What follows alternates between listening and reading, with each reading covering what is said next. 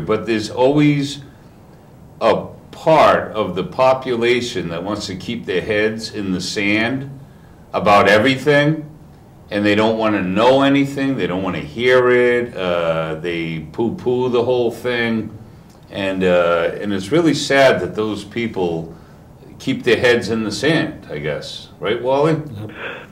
I would maybe it's not an easy question to answer, and I can tell you what. Last November, in fact, a year ago, I had, over the space of 3 weeks, I had 5 different police officers, all women, using our notorious Tetra airwave system for the emergency services. I've written 2 safety reports on the Tetra airwave system, both for the police unions, and on each time I've said, you know, this is an experiment which can and has caused cancer. It is an experiment which can and has and is causing disturbances of the brain. And I've had the 5 women in here literally in tears with cancers of the breast or cancers of the throat. And I've said to them, you must take the industry to court, you must get your union, you must take legal action. And one of the women said to me, she said, as soon as I mentioned this to my chief, the chief said to her, and I'll quote his exact words, you are a mother of 2 and you have a husband also in the police force. What we will do is we will move you over there to that part of the country. Your husband will be moved to another part of the country. Your children will go with either one of you, which is our right. As in the police force, they can be moved anywhere. Now, you either keep quiet and you go to your doctor and you make yourself well and you stay as a family, or we will separate you and you decide who lives where. And it really comes down to bullying and threats. And a lot of people, and I can understand this, they do not want to be bullied, they cannot stand to be bullied, they cannot live with threats, and they will just choose to keep their family together and hold it together as good as they can. You know, the ordinary person is not geared up to take on the might of governments who are seeking revenge and can really make your life a misery, and they can make you lose your job, they can make you lose your mortgage, your house, and they can put you out on the streets. So it is really sort of bullying. I've already been through that, Barry. They forced me out of my house up in New Hampshire. I lost a lot of contacts in the tile business. I lost a lot of relationships that meant a lot to me. A lot of family member relationships, a lot of friends, old friends. And so I'm in the good fight, personally. I'm not backing down for anything. I've lost everything that I kind of liked in life, and so I live a pretty simple, basic life, and hopefully good and boring for them. And I fight the good fight, and I guess I'm one of the few that's willing to stand up to a giant. You're absolutely correct, sir. I mean, there are people around the world like yourself who are prepared to stand up, but at the moment, there aren't enough. And the governments know this, and these days, after 9/11, they have so much immense power, especially in terms of listening to conversations, watching people, and I dare say that you and I are on every single list that exists. But they have so much power for invasion of privacy these days that there is nothing you can do, go or say that they cannot watch and listen if they wish. And it was on the news just a few weeks ago that the United States, apart from its own citizens, they've said they are monitoring, recording and taping every single mobile or cell phone call in the world as it goes on in real time with your supercomputers. So, you know, I mean, the United States is listening to everybody in the world, and although they say they do not listen to United States citizens, I bet they do. Well, they even, you know, they even listened into the popes to see who the next pope was going to be. Now, how crazy is that? Why would they even waste their time with that? But they did. Yeah. Oh yeah. That doesn't surprise me at all. It really doesn't surprise me at all. Now, Barrie, getting back to, I just want to run down the body parts that I'm frequently shocked with. Okay.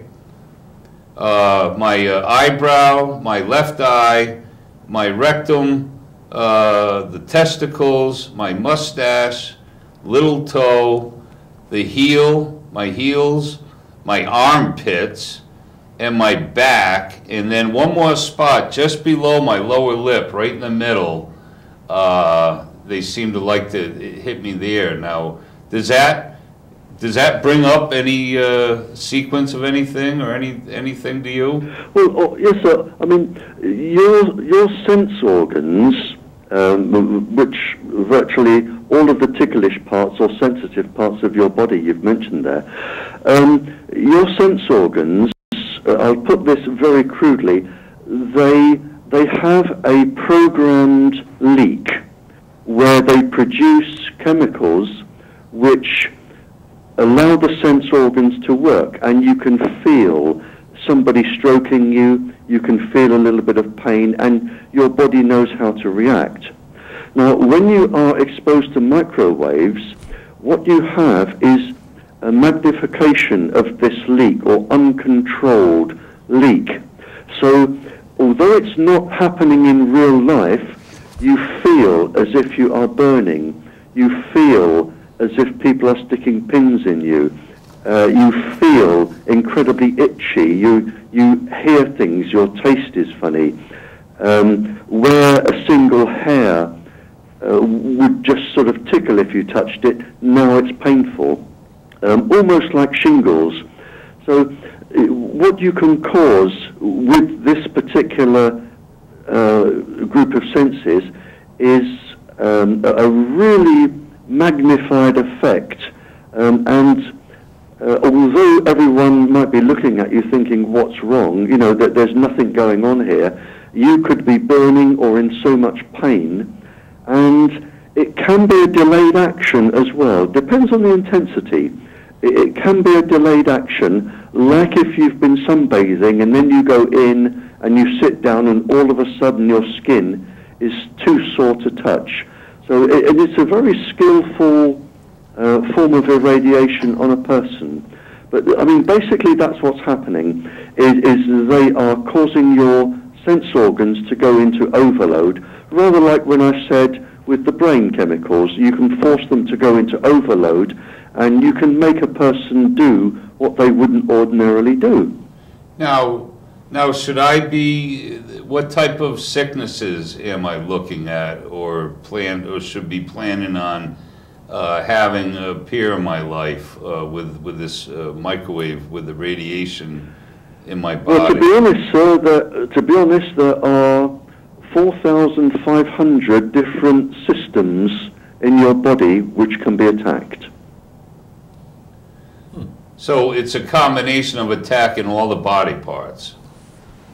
You can attack a single system, you can attack a group of them.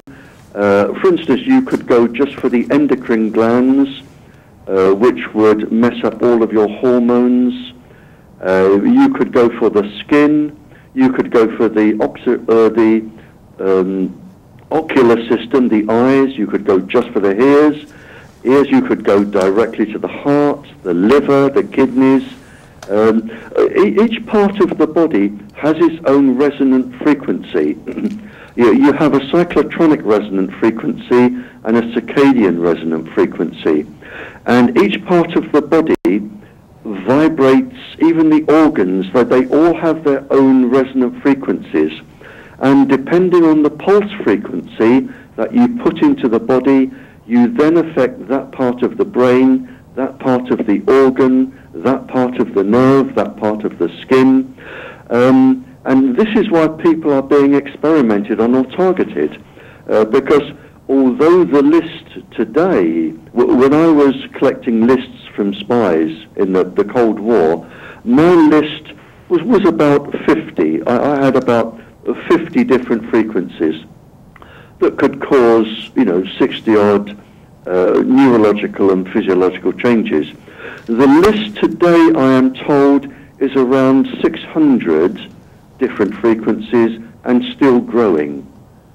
So, and it won't be until they get into the many tens of thousands that they will feel they have accomplished what they are looking for. So the list today is somewhere around 600, and to my knowledge, I would think around 40 different countries are working on this, whereas 50 to 60 countries, if they wished, would have the technology to also do this. Now, so it is becoming, a world thing. Now, recently in our news, Russia's trying to put antennas on many high buildings throughout the U.S. to increase and make their GPS more effective. And apparently our government, the CIA, what have you, they said, hold on a minute. And so they're putting the approval on hold.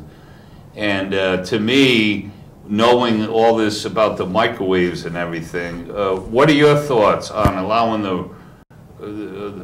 allowing another country to put towers in our own country?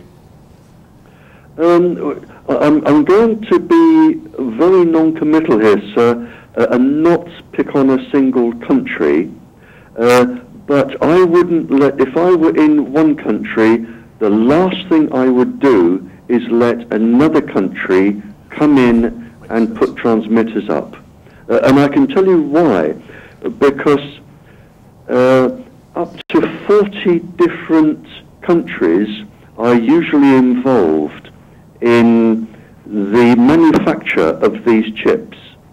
And whilst when they're put up they may work perfectly, there's nothing to stop one of the countries, one of the 40 countries, putting in their own little bit of circuitry which they can activate anytime they like and take over the whole tower and make the tower do what they want it to do whilst it's also doing its normal job.